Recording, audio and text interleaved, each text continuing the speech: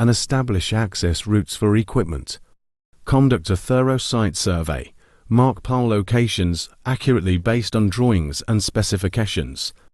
Obtain necessary permits and approvals.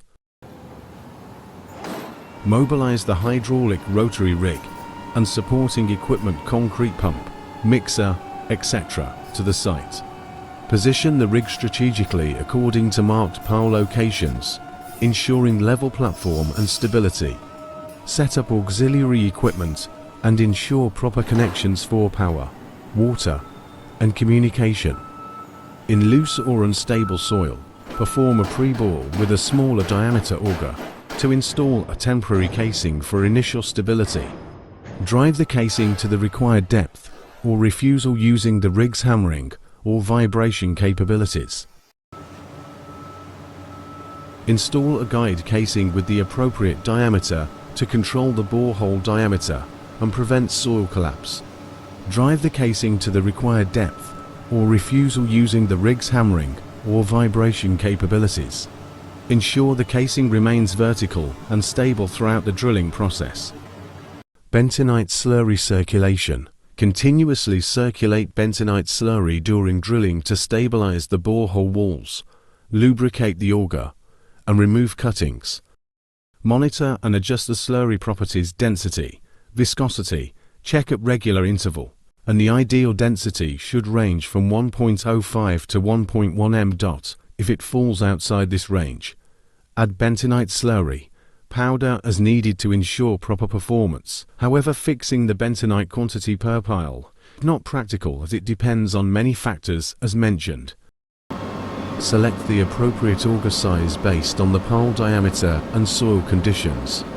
Commence drilling with the rotary head, continuously removing excavated soil with the auger. Maintain verticality throughout the drilling process using level indicators and adjustments. Hard strata encounter. If encountering hard strata rock or dense soil, switch to rock auger. Collect sampling and check. Recommended value for the termination criteria shall be 250 mm to 300 mm, 10 minuets, reaching final depth. Collect sampling and check and confirm. Recommended value for the termination criteria shall be 250 mm to 300 mm, 10 minuets. Lower the prefabricated steel reinforcement cage carefully into the borehole using a crane or the rig's auxiliary winch. Reinforcement details to be checked before lowering. Ensure the cage is centered and positioned correctly at the design depth. Secure the cage to prevent movement during concreting. Secure a tremie pipe at the top of the cage to facilitate controlled concrete placement. The tremie pipe must reach the bottom of the borehole and remain submerged throughout concreting. Flushing. This involves circulating bentonite slurry through the excavation to remove loose soil, debris, and mud from the bottom of the hole before placing the reinforcement cage. This usually happens before any reinforcement is lowered. Record observations and address any issues before proceeding. Start pumping concrete mix through the tremie pipe using a dedicated pump with sufficient capacity. Maintain a continuous flow and avoid segregation of the concrete mix. Slowly withdraw the tremie pipe as the concrete fills the borehole, keeping the end submerged to prevent air pockets. Maintain a constant hydrostatic pressure.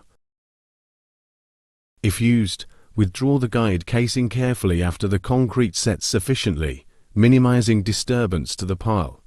Monitor the extracted casing for damage or deformations. Backfill the surrounding area with well-graded M-sand, masonry sand to provide lateral support and prevent soil ingress.